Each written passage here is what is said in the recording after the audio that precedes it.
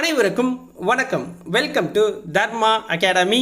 இன்னைக்கு நாம் இந்த வீடியோவில் பார்க்க போகிறது பொது தமிழ் மாதிரி தேர்வு 34. இதுக்கு முன்னாடி போட்டதெல்லாம் நம்ம சேனலோட பிளேலிஸ்ட்டில் போய் செக் பண்ணி பார்த்துக்கோங்க. இன்னைக்கு பார்க்க போகிறதுல 50 வினாக்கள் நம்ம பார்க்க போகிறோம். உங்களால் முடிஞ்சால் ஒரு 35 மதிப்பெண்கள் இதில் எடுத்து காட்டுங்க. அந்த அளவுக்கு வினாத்தாள் டஃப்பாக இருக்குது.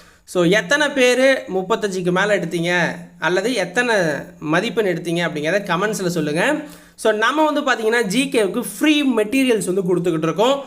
ஆல்ரெடி பார்த்தீங்கன்னா ஹிஸ்ட்ரிக்கு கொடுத்துட்டோம், ஐஎன்எம்முக்கு கொடுத்துட்டோம், பாலிட்டிக்கு ஃப்ரீ மெட்டீரியல்ஸ் ஃபுல்லாக 6th to 12th line by line material கொடுத்துட்டோம். ஓகேங்களா? அதை தவிர வேறு எதுவும் படிக்க வேணாம்னு நம்ம சொல்லியிருப்போம்.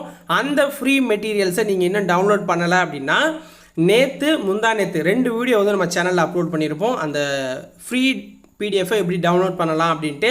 ஸோ அதில் சொல்கிற மாதிரி ஃபாலோ பண்ணி டவுன்லோட் பண்ணிக்கோங்க. அடுத்தடுத்து ஃப்ரீ மெட்டீரியல்ஸ் வேணும் அப்படின்னா மறக்காமல் நம்ம சேனலை சப்ஸ்கிரைப் பண்ணி வச்சுக்கோங்க. இந்த வீடியோக்கு ஒரு லைக்கை போட்டு விட்ருங்க. ஓகேவா? வாங்க இன்னைக்கு வீடியோக்குள்ளே போகலாம். முதல் வினா, சந்திப்பழையற்ற வாக்கியங்களை கண்டறி. ஸோ இதில் 2 வாக்கியம் கொடுத்துருக்காங்க. மாட்டை தழுவும் வீரருக்கு அந்த பணமுடிப்பு சொந்தமாகும். தமிழ் மக்களின் வீரத்தை சொல்லும் கலையாக திகழ்வது புலியாட்டம் அப்படின்னு சொல்லியிருக்காங்க. இதில் சந்திப்பிழையற்ற வாக்கியங்களை நம்ம கண்டுபிடிக்கணும். ஓகேங்களா? ஸோ ஃபஸ்ட்டு பாருங்கள், மாட்டை தழுவும். ஸோ கரெக்டாக இருக்கா? அடுத்தது அந்த பணம் முடிச்சு இதில் இருக்குது. ஆனால் கீழே இருக்கிற லைனில் பாருங்கள், எதுலேயுமே அது கொடுக்கல. ஓகேங்களா? அப்போ சந்திப்பிழையோட இது இருக்குது, சந்திப்பிழையற்று இந்த ஒன்று இருக்குது. அடுத்ததில் பாருங்கள், தமிழ் மக்களின் வீரத்தை சொல்லும் கலையாக திகழ்வது புலியாட்டம். இது சந்திப்பிழையோட இந்த வாக்கியம் இருக்குது, பார்த்தாலே தெரியும். தமிழ் மக்களின் வீரத்தை சொல்லும் கலையாக திகழ்வது புலியாட்டம் அப்படிங்கிறாங்க. அப்போ 1, 4 சரியாக இருக்குது. ஓகேங்களா? சந்திப்பிழையற்ற வாக்கியங்களாக இருக்குது. இரண்டாவது வினா, வினைமுற்றை வினையாளனையும் பெயராக மாற்றுக. வினைமுற்ற வினையாளனையும் பெயராக மாற்றணும். ஊட்டமிகு உணவு உண்டார், அவர் நீண்ட வாழ்நாள் பெற்றார் அப்படிங்கிறது வினைமுற்று. இதை வினையாளனையும் பெயராக மாற்றணுங்கிறாங்க. ஸோ மாற்றிடுவோமா?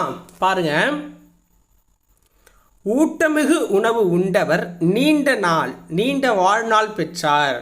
இதுதான் வினையாளனையும் பெயர். ஓகேங்களா? அந்த வினையாள அவருக்கு வர பெயர். அடுத்த வினா, பொருந்தா சொல்லை கண்டறிக. கர்நாடகா, கேரளா, இலங்கை, அடுத்த ஆப்ஷனில் ஆந்திரா இருக்குது. அப்போ இலங்கை தான் பொருந்தாதது, ஏன்னா அது ஒரு நாடு. ஓகேங்களா? ஸோ இது ரொம்ப நாளாக ரிப்பீட்டடாக கேட்டுக்கிட்டே இருக்காங்க. அடுத்து பாருங்கள், எதிர்ச்சொற்களை பொறுத்துக. எளிது என்ற சொல்லின் பொருள் என்ன? எளிது என்ற சொல்லின் பொருள் என்னன்னா அரிது. ஈதல் என்ற சொல்லின் பொருள் என்ன? ஈதல் என்ற சொல்லின் எதிர்ச்சொல் என்ன? ஏற்றல். அந்நியர் என்ற சொல்லின் எதிர்ச்சொல் உறவினர். இரவலர் என்ற சொல்லின் எதிர்ச்சொல் புரவலர். ஓகேவா? அடுத்த வினா பாருங்க, 55. புதுமணல் என்பதன் எதிர்ச்சொல் என்ன? புதுமணல் என்பதன் எதிர்ச்சொல் ஆன்சர் என்ன? பழமணல். எதிர்ச்சொல்லை எடுத்து எழுதுக. இயற்கை என்பதன் எதிர்ச்சொல் என்ன?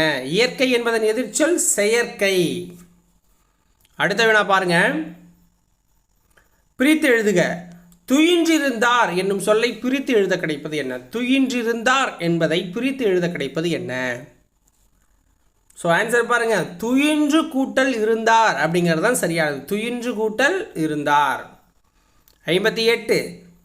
விடை வகைகளை பார்க்கணும். நீ சாப்பிடவில்லையா என்ற வினாவிற்கு சாப்பிட்டால் தூக்கம் வரும் என்று உரைப்பது என்ன? நீ சாப்பிடலையான்னு ஒருத்தர் கேட்குறாரு, சாப்பிட்டா தூக்கம் வரும் அப்படின்னு சொல்கிறது என்ன? உருவது கூறல் விடை. புரியுதுங்களா? அதாவது நீ சாப்பிடலையான்னு கேட்டால் சாப்பிட்டா எனக்கு தூக்கம் வரும் அப்படிங்கிறது உருவது கூறல் விடை. நீ ஏன் தூங்குற? சாப்பிட்டேன் தூங்குறேன் அப்படின்னா உற்றது உரைத்தல் விடை. அடுத்த வினா 59. அலுவல் சார்ந்த கலைச்சொற்கள். ஃபோல்டர் அப்படின்னா என்ன? அதற்கான தமிழ்ச்சொல் என்ன? ஃபோல்டர்னா என்ன? மடிப்புத்தாள் அப்படின்னு பேர் வரும். அடுத்த வினா, எவ்வகை வாக்கியம் என கண்டெழுதுக. ஓகேங்களா? தோசை வைக்கப்பட்டது, இது எவ்வகை வாக்கியம்? தோசை வைக்கப்பட்டது. தோசையை ஏன் வைக்கிறாங்க? தோசை வைக்கப்படுதுன்னா அது ஒரு செயல். அப்போ செய்யப்பாட்டு வினை. அப்பா சொன்னார், தோசை வைக்கப்பட்டது. புரியுதுங்களா? அடுத்தது ஒரு பாராகிராஃப் கொடுத்துருப்பாங்க, அதை படிச்சுட்டு ஆன்சர் பண்ணுறது. இந்த பாராகிராஃப் நான் கொஞ்சம் ஃபாஸ்ட்டாக படிச்சிடுறேன். காமராசரின் வீட்டுக்குள் ஒரு சிறுவனும் அவனுடைய தங்கையும் நுழைய முயன்றனர். ஊழியர்கள் அவர்களை தடுப்பதை காமராசர் கவனித்தார் அப்படின்னு சொல்லுவாங்க. அப்புறம் பணம் கொடுப்பாரு, போய் ஸ்கூல் ஃபீஸ் கட்டுவாங்க. ஓகேங்களா? ஸோ இது நான் ஒரு டெஸ்ட் நம்பர் 10லேயே இதேமாதிரி ஒரு கொஷின் வந்திருக்கும், நான் படிச்சிருப்பேன். ஓகேங்களா? நீங்கள் கண்டினியூவாக பார்த்தா தெரியும். ஸோ அதனால் கொஷினை மட்டும் நம்ம பார்த்துடலாம். ஓகேவா? காமராசரின் வீட்டுக்குள் நுழைய முயன்றவர்கள் யார்? சிறுவன், சிறுமி. ஓகேங்களா? ஸோ இது வந்து ஆல்ரெடி பேராகிராஃபாக கொடுத்து கொஷின் கேட்கறதால இதை நம்ம வந்து படிக்கணும்னு அவசியம் இல்லை, அதில் பார்த்தே ஆன்சர் பண்ணிடலாம். இந்த நிகழ்வு சிறுவனது குடும்பத்தின் எப்பண்பை விளக்குது அப்படின்னா ஏழ்மையை விளக்குது. ஏன்னா பணம் வாங்க தானே வராங்க காமராஜர்கிட்ட. அதனால் மறுநாள் குழந்தைகள் வந்ததும் காமராசர் மனம் எப்படி இருந்தது? நெகிழ்ந்து போனார். ஏன்னா பில்லை கொடுக்க வந்தாங்க பணம் கட்டிட்டு. சிறுவனும் சிறுமியும் எதற்காக காமராசன் வீட்டிற்கு வராங்க? ஏன் வராங்கன்னா தேர்வுக்கு பணம் கட்டுற இல்லை, அதனால் வாங்க வராங்க.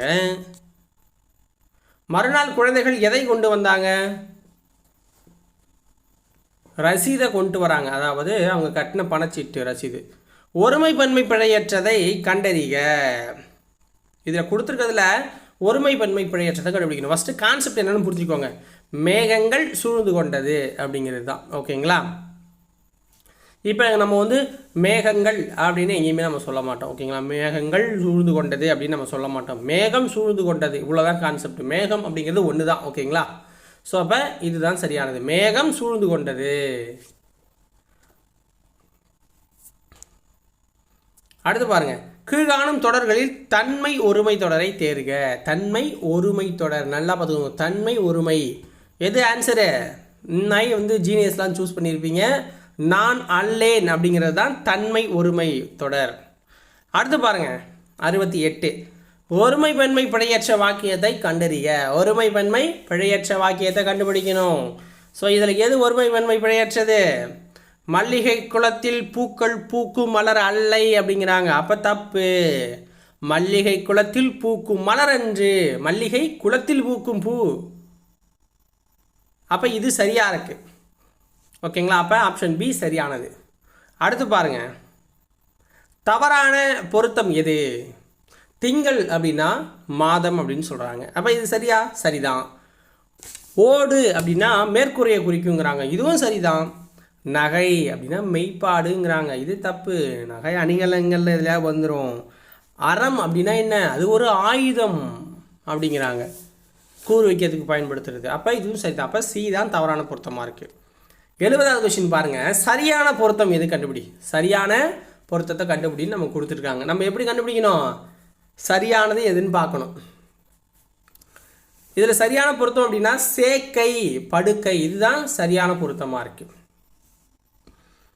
அடுத்தது 71. சொல்லை ஏற்புடைய பொருளுடன் பொருத்துக. இதில் எது பொருந்துது அப்படின்னா அருகுற அப்படின்னா அருகில் அப்படிங்கிற பொறுத்துது. லயத்துடன் அப்படின்னா சீராக, மையல் உறுத்து, மயங்க செய். புரியுதுங்களா? மாளாத, தீராத அப்படின்னு வரும். அப்போ அருகிற, அருகில் அப்படிங்கிறது சரியாக இருக்குது. அடுத்தது பிழையற்ற தொடரை அறிக. செழியன் விளையாட வந்தான். செழியன் விளையாட வந்தான் அப்படின்னா சரியாக இருக்கும். அப்போ இது தப்பாக இருக்கா? பிழையற்றதாக இருக்கா? பிழையோட இருக்கா? கண்ணகி மதுரையை எரித்தானுங்கிறது. கண்ணகிங்கிறது பெண்பால், இங்கே தப்பாக போட்டிருக்கு. அப்போ இது தப்பு. மாடலன் நேற்று வந்தான். ஸோ அப்போ இது சரியாக இருக்குது. அவன் நேற்று வந்தான். செல்வன் பாடங்களை படித்து வந்தால், இதுவும் தப்பாக இருக்குது. அடுத்து பாருங்கள், மரபு சொற்களை பொறுத்துக. கிளி என்ன பண்ணும்? பேசும். மயில் என்ன பண்ணும்? அகவும். ஆந்தை என்ன பண்ணும்? அலரும். சேவல் கூவும். ஓகேவா? ஆப்ஷன் பி சரியானது. 74. பண்டைய தமிழர்களின் அரிய வரலாற்று செய்திகள் அடங்கி பண்பாட்டு கருவூலமாக திகழும் நூல் எது? பண்டைய தமிழர்கள் அப்படின்னு போனாலே மேக்ஸிமம் பார்த்தீங்க அப்படின்னா உங்களுக்கு புறநானூரில் தான் தமிழர்களுடைய வீரம் எல்லாத்த பற்றியுமே மிதமிஞ்சி சொல்லியிருக்காங்க. ஓகேங்களா? அதனால் நீங்கள் தாராளமாக புறநானூரை சூஸ் பண்ணிக்கலாம். அடுத்தது 75வது வினா, தூது இலக்கியம் வேறு எந்த பெயரால் அழைக்கப்படுது? தூது இலக்கியங்கள் வந்து கீழே கொடுத்துருக்க எந்த பெயரால் அழைக்கப்படுது? வேறு எந்த பெயரால் அழைக்கப்படுதுன்னா சந்து இலக்கியங்கள் அப்படின்னும் சொல்லப்படுது, தூது இலக்கியங்கள். ஓகேங்களா. அடுத்தது 76 மக்கள். இதனுடைய கூட்டு பெயர் என்ன? மக்கள் இதனுடைய கூட்டு பெயர் மக்கள் கூட்டம். சரியானது. 77 பொருத்தமற்ற தொடரை அறிக. பொருத்தமற்ற தொடரை அறிக. ஃபஸ்ட்டு பாருங்க, அவரை கொத்து கொத்தாய் காய்க்கும் அப்படிங்கிறாங்க. இது சரியானது தான். முந்திரி குலை குலையாய் காய்க்கும், கொலை கொலையாக காய்ச்சிருக்குன்னு சொல்லுவோம். வைக்கோலை கற்றை கற்றையாய் கட்சி வைத்தனர், இதுவும் சரிதான். மக்கள் குவியல் குவியலாய் திரண்டனருங்கிறாங்க, தப்பு. என கூட்டம் கூட்டமாய் குவிந்தனர், திரண்டனர் அப்படின்னு சொல்லலாம். ஓகேங்களா, கூடினர் அப்படின்னு கூட சொல்லலாம். பை இது தவறாக இருக்குது. குவியல் குவியலாக அப்படிங்கிறது தப்பானது. அடுத்தது 78 தகுந்த சொல்லை தேர்ந்தெடு. பிறர் நமக்கு செய்யும் தீங்கை பொறுத்து கொள்வது டேஷ் அப்படிங்கிறாங்க. பிறர் நமக்கு செய்யும் தீங்கை பொறுத்து கொள்வது என்ன? பொறை எனப்படுது. அடுத்து 79 நல்லா கூடவே இவ்வளோ நேரம் வீடியோ பார்த்துட்டு வர நண்பா, சூப்பராக நீங்கள் கவனிச்சிட்டு இருக்க. நீ கண்டிப்பாக இந்த வருஷம் அரசு அதிகாரியாவா? ஓகேவா. ஸோ டேஷ் விலங்கிடம் பழகாதே அப்படிங்கிறாங்க. அதாவது நல்ல விலங்கிடம் பெரிய விலங்கிடம்னு வராது இல்லையா, ஒரு கொடிய விலங்கிடம் பழகாதே, தீய விலங்கிடம் பழகாதே அப்படின்னு தான் வரும், கொடிய விலங்கிடம். அடுத்தது சரியான கலை சொல்லை தேர்ந்தெடு. Passenger name record. Passenger name record இதற்கான தமிழ் சொல் என்ன? பேசஞ்சர் அப்படின்னா என்ன? பேசஞ்சர்னா பயணி. ஸோ அப்போ பயணியர் பெயர் பதிவு அப்படிங்கிறது தான் நேம் ரெக்கார்டு. அடுத்தது இரிகேஷன். இதற்கான தமிழ் சொல் என்ன? இரிகேஷன். ஆன்சர் என்ன? பாசனம் அப்படின்னு வரும். அடுத்தது 82 பப்பர்ட்டி. பப்பர்ட்டி அப்படின்னா இதற்கான தமிழ் சொல் என்ன? பொம்மலாட்டம், தமிழர்களுடைய ஒரு கலை.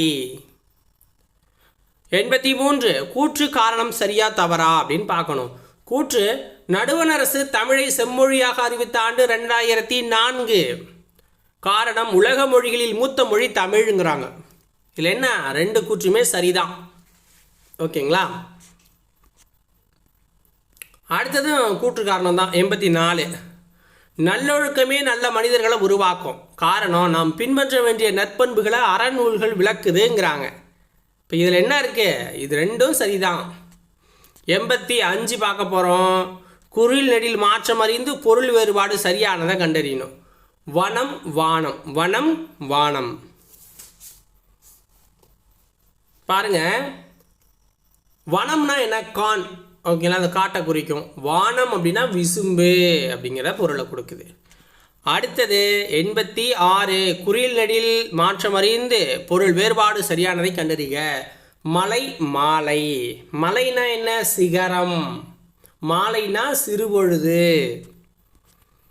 87 கீழ்கண்ட சொற்களில் வேகமாக நடத்தல் கூரையாக பயன்படுத்தும் பொருள் என்பதை குறிக்கும் சொல் என்ன? வேகமாக நடக்கிறது, கூரையாக பயன்படுத்துகிற இதோட சொல் என்ன? ஓடு அப்படின்னு நம்ம சொல்லுவோம். 88 இருபொருள் தருக ஒரு சொல்லால் நிரப்புங்கிறாங்க. கீழே கொடுத்ததை வச்சு 2யுமே ஒரு சொல்லால் நிரப்பணும் அப்படின்னா எந்த சொல் அதுக்கு சரியாக இருக்குன்னா மொழி அப்படிங்கிற சொல் சரியாக இருக்கும். மழலை பேசும் மொழி அழகு, இனிமை தமிழ் மொழி எமது அப்படிங்கிறாங்க. அப்போ சரியாக இருக்குது. இருபொருள் கொண்ட ஒரு சொல். நீ அறிந்ததை பிறருக்கு டேஷ் எழுத்துக்கள் தொடர்ந்து நின்று பொருள் தருவது டேஷுங்கிறாங்க. இப்போ இந்த 2க்குமே ஒரே சொல்லை வச்சு நம்ம பொருள் கொடுக்குறோம். என்ன அப்படின்னு பார்த்தீங்கன்னா சொல். நீ அறிந்ததை பிறருக்கு சொல் அப்படின்னு சொல்கிறாங்க. எழுத்துக்கள் தொடர்ந்து நின்று பொருள் தருவதும் சொல் அப்படின்னு சொல்கிறாங்க. 90 பாருங்க, அடைப்புக்குள் உள்ள சொல்லை தகுந்த இடத்தில் சேர்க்க. அழகாக. அழகாக அப்படிங்கிறத நம்ம எப்படி சேர்ப்போம்? ஊர்தி. அழகாக சென்றது அப்படின்னு சொன்னால் தப்பாக இருக்குமா? தப்பு. காலம் அழகாக ஓடுகிறது, அதுவும் தப்பு. அழகாக எங்கே ஓடுது? நல்லா செஞ்சிட்டுல போகுது. சங்க இலக்கியம் வாழ்க்கையை அழகாக காட்டுது, இது சரியாக இருக்குது. இணையத்திலிருந்து பதிவிறக்கம் செய்யப்பட்டதை அனைவருக்கும் அழகாக காட்டு. எங்கேருந்து காட்டுறது? என்னென்ன டவுன்லோட் பண்ணுறீங்களோ தெரியலையே, அதனால் காட்ட முடியாது இல்லையா, அதுவும் தப்பு.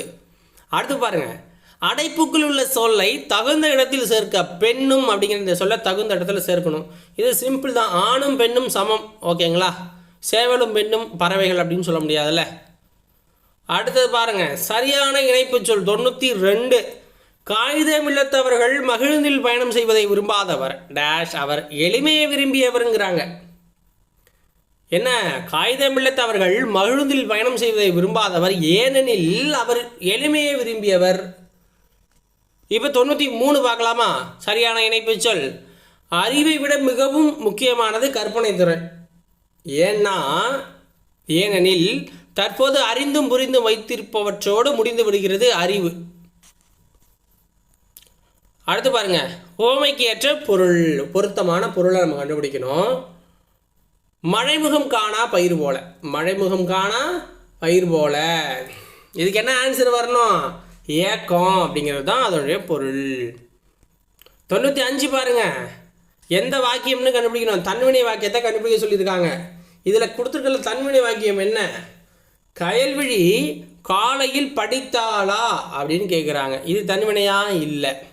கயல்விழி காலையில் படித்தாள், கயல்விழி காலையில் படிக்கிறான், அவ்வளோதான். அது தன்வினை, அது அவனுக்கு படிச்சுக்கிறான். ஓகேங்களா? படிப்பித்தாள் அப்படின்னா என்ன? பிறவினை. இது ரெண்டும் தப்பான வாக்கியம், இதை விட்டுருங்க. கயல்விழி காலையில் படிப்பித்தாள் அப்படின்னா இன்னொருத்தருக்கு சொல்லிக் கொடுக்குறா, அப்போ பிறவினையில் போயிடும். அடுத்து பாருங்க 96, கவிதா பாடம் படித்தாள் இத்தொடரை பிறவினையாக்குன்னு கேட்குறாங்க. கவிதா பாடம் படிப்பித்தாள், இது பிறவினை. ஓகேவா? அடுத்தவங்களும் சொல்லி தந்தா அது இது. அடுத்து வாக்கிய அமைப்பினை கண்டறி. பந்து உருண்டது, பந்து உருண்டது, இது என்ன? தன்வினை தொடர். பந்தை உருட்ட வைத்தான், பிறவினை தொடர் வந்துடும். அடுத்து பாருங்க 98, விடைக்கேற்ற வினா அமைக்க. தமிழ்நாட்டில் வனக்கல்லூரி அமைந்துடைய இடம் மேட்டுப்பாளையங்கிறாங்க. இதற்கான வினா எப்படி இருக்கணும்? தமிழ்நாட்டில் வனக்கல்லூரி அமைந்துள்ள இடம் எது அப்படிங்கிறது தான் அதற்கான வினாவாக இருக்கணும். 99, விடைக்கேற்ற வினா அமைத்தல். எனக்கு கதை எழுத தெரியும் அப்படிங்கிறாங்க. எனக்கு கதை எழுத தெரியும். ஆன்சர் எப்படி பாருங்க, இதற்கான வினா எப்படி இருக்கணும்? உனக்கு கதை எழுத தெரியுமா அப்படிங்கிறது தான் வினா. அடுத்தது பாருங்க 100, ஆங்கில சொல்லுக்கு நேரான தமிழ் சொல்லு. சேட்டலைட்னா என்ன? சேட்டலைட்னா செயற்கைக்கோள். இன்டெலிஜென்ஸ்னா நுண்ணறிவு. சூப்பர் கம்ப்யூட்டர் அப்படின்னு சொல்லப்படுறது மீத்திறன் கணினி. ஆர்டிஃபிஷியல் இன்டெலிஜென்ஸ் அப்படின்னா உங்களுக்கு என்ன வரும்? செயற்கை நுண்ணறிவு அப்படின்னு வரும். ஓகேங்களா? அப்போ ஆப்ஷன் ஏ சரியானது. ஸோ இதோட இன்னைக்கு உண்டான 50 வினாக்கள் முடிச்சிட்டோம். உங்களுக்கு அந்த ஃப்ரீ மெட்டீரியல்ஸ் வேணும் அப்படின்னா நம்ம ப்ரீவியஸ் வீடியோஸை பார்த்து எப்படி டவுன்லோட் பண்ணணும்னு பார்த்து டவுன்லோட் பண்ணிக்கோங்க மக்களே. அடுத்த வீடியோவில் உங்களை சந்திக்கிறேன். நன்றி, வணக்கம்.